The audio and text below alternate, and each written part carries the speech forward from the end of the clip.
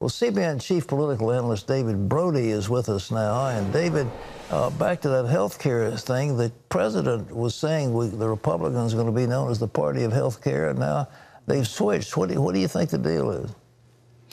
Well, a couple of things are going on here, Pat. First of all, let's start with the political aspect of all of this. There are sources close to the White House and some actually inside the White House saying absolutely 100% from a political perspective, President Trump wants to take this issue, health care, away from the Democrats. I know it sounds pie in the sky. I know this has been the Democrats' issue for a while, but President Trump believes the Republicans can own the health care issue, and that's why he's doing this. But I think if you go deeper, Pat, what the understanding after talking to multiple sources this morning and late into the evening last night, basically, rather than punting the health care until after 2020, what many of my sources are telling me is that the president now is just clarifying, that's the word they're using, clarifying the fact that there's no reason to come up with any sort of health care plan right this moment until after 2020. That's when they'll do it, because they think the political terrain, they hope, will be better then. And why go through a health care, how do I say this, health care avenue right now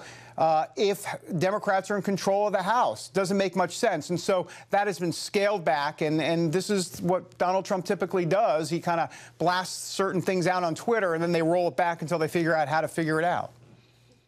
David, in addition, it looks like he was talking about he was going to close the southern border with Mexico.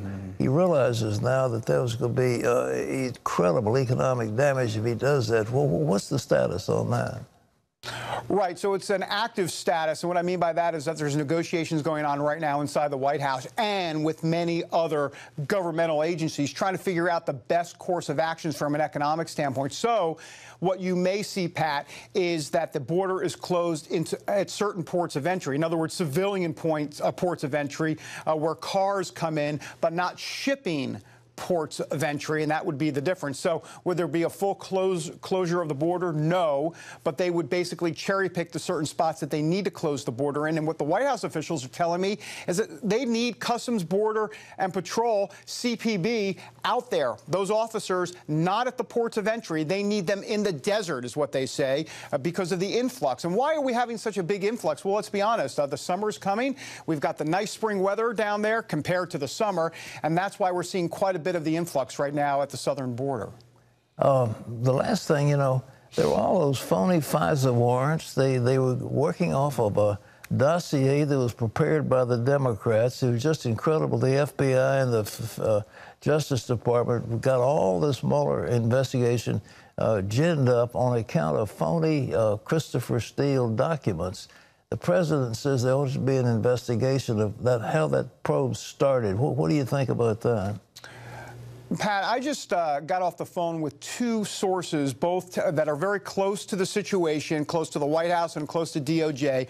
Both tell me that this is going to be looked into, but whether or not there's an actual special counsel appointed, different matter. They don't think so. They don't think a special counsel will be appointed. Now, having said that, there may be what they call an IG report, that Inspector General report. In other words, an internal DOJ investigation into what happened. But there's a difference, as you know, Pat, between that and a special counsel actually being appointed.